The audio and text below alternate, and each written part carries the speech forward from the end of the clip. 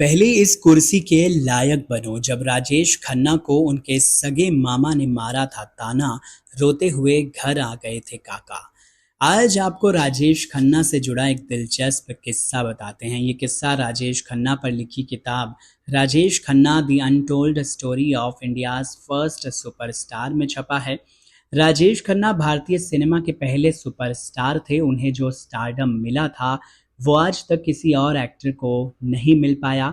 लड़कियां उनकी दीवानी थी और उनकी कार की धूल से मांग भर लिया करती थी, लेकिन उनकी जिंदगी में एक ऐसा पल भी था जब वो रो पड़े थे।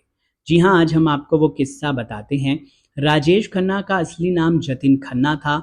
उन्हें उनके माता पिता ने बहुत प्यार से पाला था। राजेश खन्ना घर के इकलौते बेटे थे, इस वजह से उन्हें घर से बहुत ज़्यादा प्यार मिलता था। जतिन किसी राजकुमार की तरह घर में रहते थे और इस वजह से उनकी आदत भी काफ़ी खराब हो गई थी। वो ज़िद्दी हो गए थे, सब उन्हें दुलार करते थे और कोई भी उन्हें डांटता नहीं था। एक बार जतिन को ऐसी डांट पड़ी कि उनकी आंखों से आंसू बहने लगे थे। आइए जानते हैं पूरा मामला। बात तब की है जब जतिन की उम्र लगभग 10 साल की थी। जतिन अपने पापा के ऑफिस गए। वहां उनके पिता चुन्नी लाल किसी मीटिंग में बिजी थे। पिता व्यस्त थे तो जतिन उनके कैबिन में गए और उनकी कुर्सी पर जाकर बैठ गए। उनके पास एक कॉमिक भी हुआ करती थी। जतिन उसी आरामदायक कुर्सी पर आराम से बैठकर कॉमिक पढ़ने लगे। उसी वक्त जतिन के मामा वहां पहुंच गए। मामा का नाम के तलवार था और वो अपने जीजा चुन्नीलाल के यहाँ नौकरी किया करते थे। जतिन को कुर्सी पर बैठा देख उनके मामा ने गुस्से में कहा, काका तुम इस पर कुर्सी पर क्यों बैठे हुए हो? जतिन से सभी प्यार से बात करते थे और इस तरह से मामा का बात करना उन्हें अच्छा नहीं लगा। के तलवार ने आगे कहा, किसी की कुर्सी पर बैठने से पहले तुम अपने आप को एक लायक तो बनाओ। मामा का इस तरह से बात करना जतिन को बिल्कुल अच्छा नहीं लगा।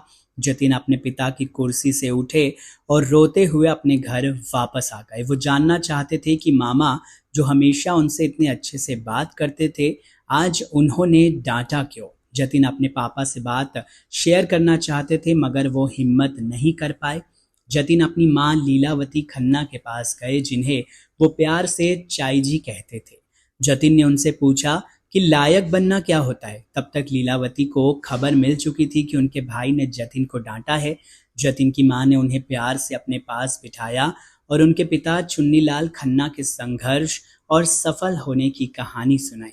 माँ ने बताया कि उनके पिता कभी मिल में सुपरवाइजर थे और उनकी जिंदगी चौल में गुजरती थी। पिता ने कड़ी मेहनत की और रेलवे कॉन्ट्रैक्टर बने। धीरे धीरे अपना बिजनेस खड़ा किया।